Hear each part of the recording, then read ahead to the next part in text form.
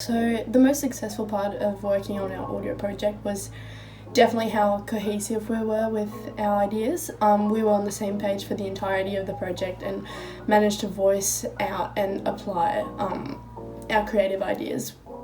Rachel and I are both good listeners and always considered each other's opinions.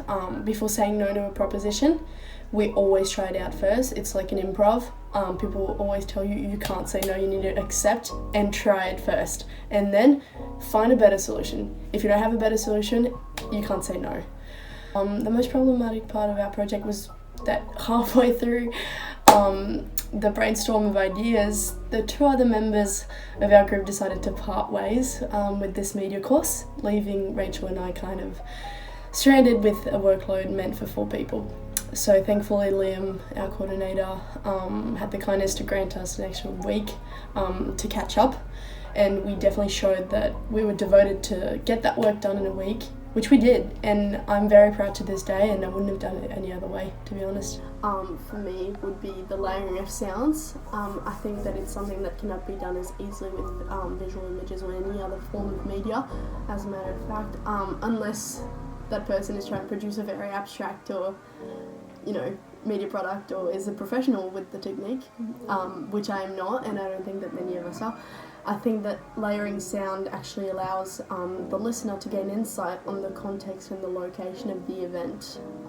They know where we are, who's speaking, in what context, if it's in a TV or if it's just in a room, in the lounge room with the background music. Like, it all plays a very big role for the listener to understand who's talking and where.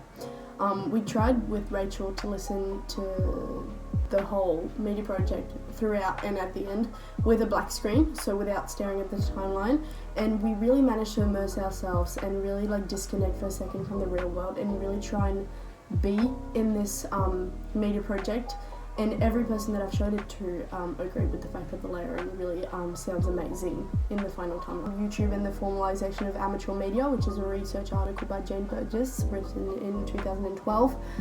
In this article, she talks about how self-made vloggers actually use the platform and grow on their own, and how YouTube, as a self-regulated media institution, cannot always protect them, and how it's been challenging for them to grow and protect themselves from viewers, actually. So obviously YouTube now is much more regulated than it used to be, but we kind of showed a mix of all of this in our project, and how the very thin layer between viewers and the media creators can actually be detrimental for them, and how it can impact both sides, actually. So I think that YouTube as a media institution is still growing on its regulation side and could protect vloggers like Clara in our media project. So working in a duo instead of a group of 4 really taught me to not only share ideas, but also take the time to dig into them and see the broader ways in which we can develop these ideas. Working in a big group can lead to miscommunication. In the media industry, you might not always choose who you are working with, and it definitely requires patience and understanding. I was very lucky with this project because none of that applied. We supported each other through sickness and distance. We worked together to find solutions, and I think that collaboration also means that problems might pop up, and we need to analyse the way in which we can solve them. For example, my computer would not download Adobe Audition, and I think that it's important to mention that. So we split the workload in a different way. Rachel focused a lot on the editing part, and I focused a lot on the recording part. But Rachel learned how to use the software and could then come to my house and show me how it works and what her learning process was like. I didn't require patience or understanding because Rachel and I were just on the same level this whole time. Rachel, if you're watching this, thank you very much. Thank you, because now I still don't have the app, but I know how to use it just from watching you and talking about it with you, and I'm so grateful. Thank you.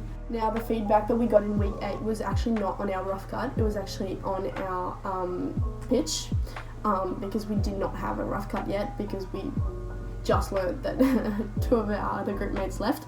But we still pitched our idea that we had worked on, and everyone was very positive about it. Not many other people did this topic, and we were so grateful for that. I think that the most valuable piece of feedback that we got was from Liam, telling us that instead of breaking it down into kind of a boring structure of good then bad about parasocial relationships. He told us that we should probably mix it together and make it more interesting this way, because that'll captivate the audience way more and challenge the listener's ear to adapting to the topic in a very interesting way.